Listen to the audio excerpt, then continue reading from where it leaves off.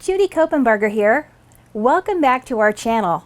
When it comes to major financial decisions, you want the best advice you can get, right? You want someone that you can trust to help you. The tricky part is that many advisors are more interested in your money for their profit rather than yours. Let's discover how you can find a financial advisor that is just right for you and who will work in your best interest. Finding a financial advisor that will work for you and in your best interest may take a little bit of legwork on your part. However, it is possible if you know what to look for. While trust is always required when choosing advisors, you may be surprised to know that you also have the law on your side. Today, you'll be introduced to fiduciary responsibility, what it means, and when it comes to the law, how protection is put in place just for you and for your next advisor relationship. Fiduciaries exist in many roles, but the meaning remains the same. Fiduciaries are bound by law to act in your best interest ethically and legally.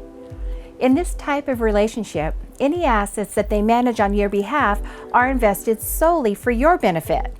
This person or firm accepts a fiduciary duty to you and cannot benefit from the advice or decisions made while managing your assets, so you get to be the one who benefits. This means they can't profit from the financial decisions they make for you. This is the highest legal duty of one party to another. It sounds great to know the law has you covered, but let's explore how you can spot a financial fiduciary versus an investment broker. You see, brokers don't have this high legal fiduciary standard. A broker's goal is to make as much money as they can for them and for their bank or firm by suggesting investment trades and funds that benefit their organization. They're also incentivized to make as many trades as they can so they can collect more fees. It would be appropriate for you to think of brokers as the salespeople for the financial industry.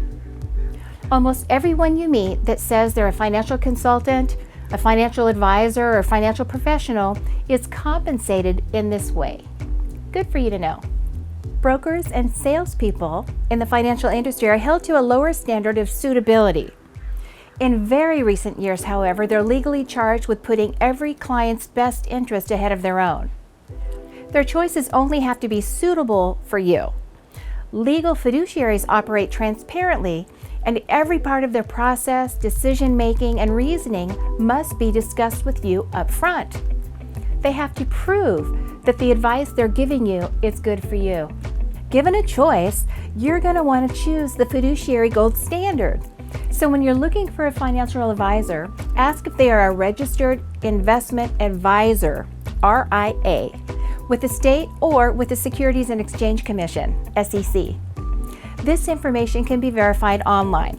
All registered investment advisors are fiduciaries. Here's more. It's not just enough to ask if they're registered, because advisors can be duly registered as a fiduciary and a broker-dealer. This is something to be potentially wary of, as these advisors may change their hats at a moment's notice. If it is important for you to work in an advisory relationship with a financial fiduciary, be sure the engagement agreement you have with them gives you this assurance in writing. You should get straight answers to all of your questions. I encourage you to ask questions and have your concerns put to rest as you begin to engage in the hiring of a financial fiduciary. This relationship is worth your careful consideration and research, because you're inviting this registered investment advisor into your world to help you grow and protect all of your wealth. Find out everything you can about the firm or the individual who will be handling your money.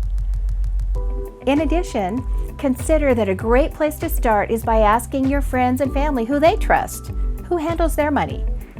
Be wary of anyone who cold calls you trying to convince you that they should be trusted. If they come at you this way, if they have the greatest deal since sliced bread or an offer that must be acted upon right now, run the other way. It's not good for you. We live in a modern era where we have so many more options than we used to, but also a lot more information providing evidence of credibility. So please make sure your advisor is a registered fiduciary and that they will always put your interests first. Have any more questions about financial advisors? Let me know in the comments below. Thank you for learning with us today. If you found this video helpful, please like and share this video. For more on personal finances and achieving your financial dreams, subscribe to the channel. I'll see you in our next video. Until then, I'm Judy Copenbarger, and God bless.